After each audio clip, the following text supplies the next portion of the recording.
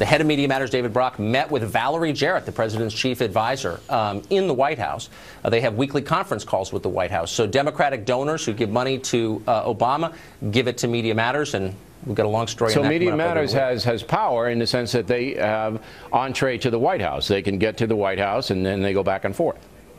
And influence in the press, in the mainstream media, without question.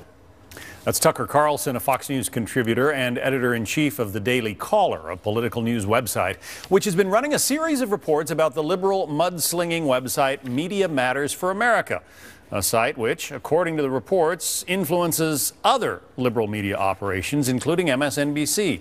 It has connections with the Obama White House and will do all that it can to go after Fox News.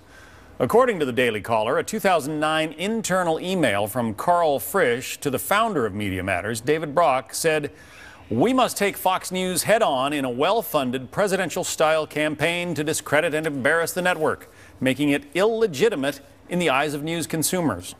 He then went on to say, "We should hire private investigators to look into the personal lives of Fox News anchors, hosts, reporters, prominent contributors, senior network, and corporate staff."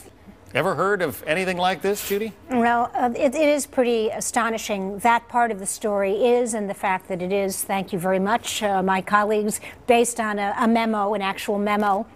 I found it kind of astonishing that the head of Media Matters walks around with an assistant who carries a weapon for his personal protection. There was a lot of very interesting material in it.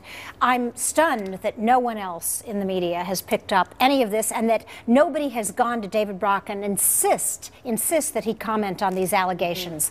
That's it's very disappointing. You don't think it's gotten the kind of coverage it deserves? No, not at all. There have been a handful of stories outside of this network covering it because we're the prime target. But really, the mainstream media has been silent on it. And I think Media Matters, Brock specifically, and two other authors have a book coming out this coming week. So I imagine that they're waiting to use that as the opportunity to refute these charges. But these are some pretty serious charges. I'm also surprised an outlet like MSNBC and NBC that are writing the news stories that are hand-fed them by Media Matters, they're staying quiet too, probably because they're humiliated and embarrassed, and rightfully should be. Kirsten? Well, look, let's just think about this. If this was the Media Research Center, which is a conservative media watchdog group, and there was a memo where they found that they were targeting staff members at MSNBC and on-air personalities, I can't imagine it would not just blow up as the biggest story that everyone was talking about. So the fact that there is complete silence on this is a major problem. When you have them literally listing the names of people who work at Fox News and saying, basically, we want to just try to find stuff that we can use against them and destroy their lives. You know, it's not that we can have honest disagreements with them. It's that we actually want to. And oh, by the way, that illegitimate thing, does that sound familiar to anybody? I believe that was the White House's line about how they were going to make Fox News illegitimate. You know, so now you wonder, where did they get that idea? Well, and the White House came out with that line pretty much in tandem with that memo, right? Right.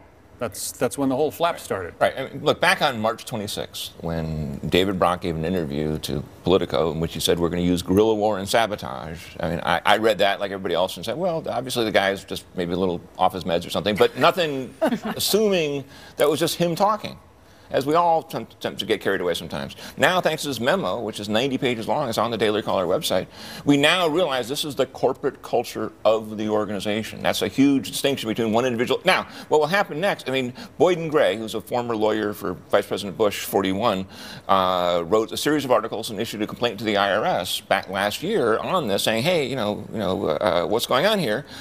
Do your job and investigate all this. Of course, the IRS, under the Treasury Department, did nothing. Now, I predict, I just saw Senator Grassley of Iowa, Republican, talking about investigating this. Now, the media doesn't like him either, but if there's an actual congressional investigation, that will make news. It's going to be interesting to watch, and we'll certainly keep an eye on it here.